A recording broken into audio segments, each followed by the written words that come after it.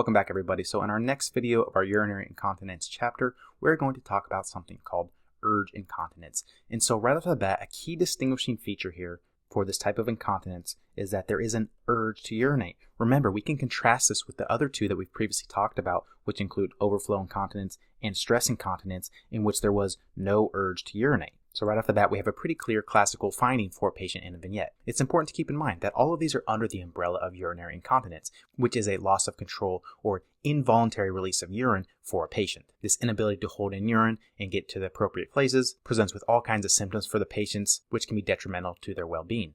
So first, if we're thinking about the pathophysiology here, we always want to think about what's the primary cause. And for these patients, it's an overactive detrusor muscle. We want to contrast this with our overflow incontinence. And what was the problem there?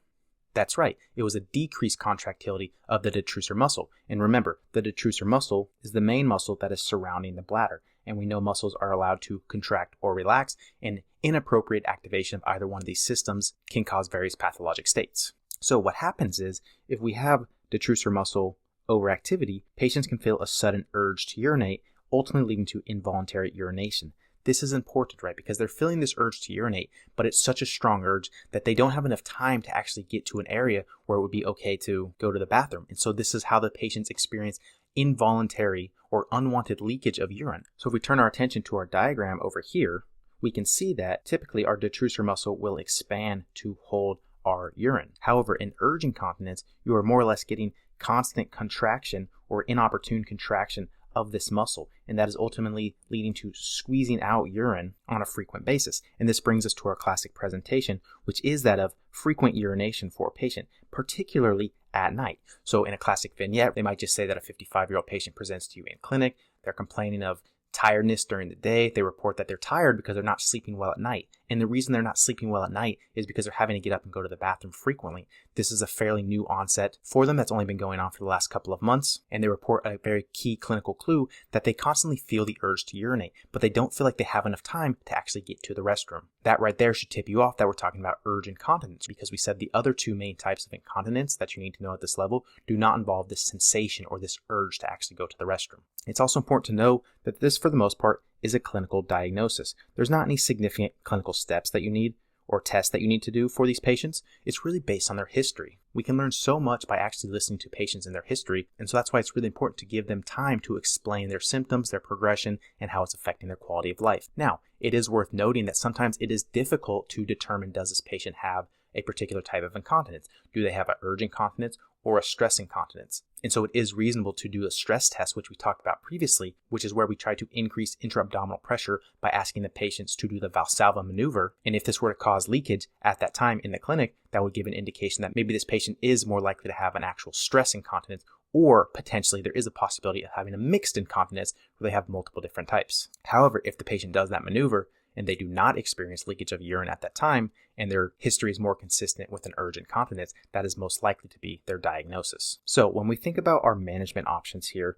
there's quite a few things that we can offer patients or talk to them about. One of which is Kegel exercises. We talked about this previously, right? These are pelvic floor strengthening exercises, and these are really going to help the surrounding structures around the urethra to actually close off the urethra, and this will decrease the chance that urine can actually leak through the urethra at inopportune times. Now, if we think about the pathophysiology, right, we said that this was due to an overactive detrusor muscle. So even if we are constantly getting contraction of the detrusor muscle in the bladder that's trying to actually push urine out through the urethra, if we're able to strengthen the muscles around this area, this can actually help with essentially tightening up the urethra so that less of the urine actually leaks through. Additionally, for these patients, we can also offer things like anticholinergics. And the reason is that the mechanism of these medications are that they block the muscarinic acetylcholine receptors, and thus they decrease the detrusor muscle overactivity. This is obviously going to be helpful because we set up here the main pathophysiology is that it's a hyperactive detrusor muscle, typically due to parasympathetic stimulation of the M3 receptors. So if we're saying that we're trying to block the muscarinic acetylcholine receptors, our medications are essentially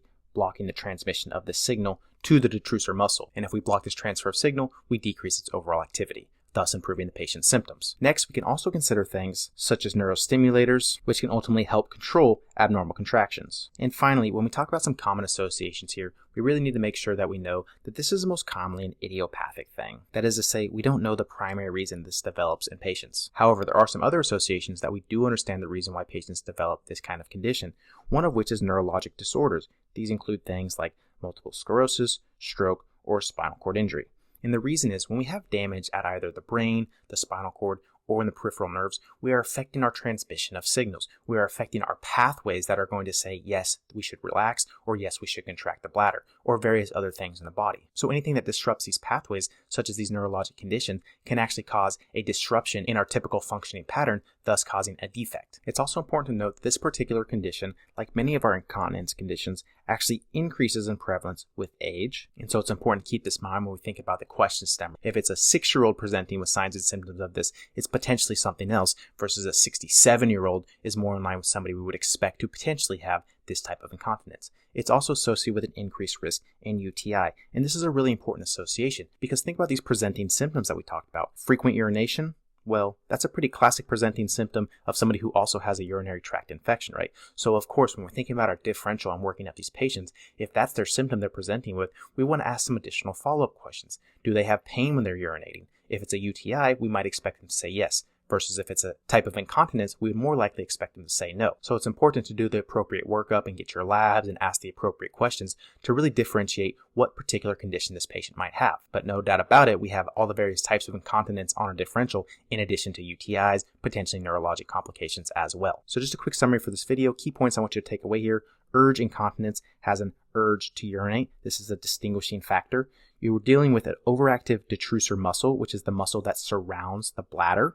This is going to present with frequent urination, which by itself does not tell us that they for sure have urge incontinence, because we can also consider some other potential diagnoses, such as a UTI.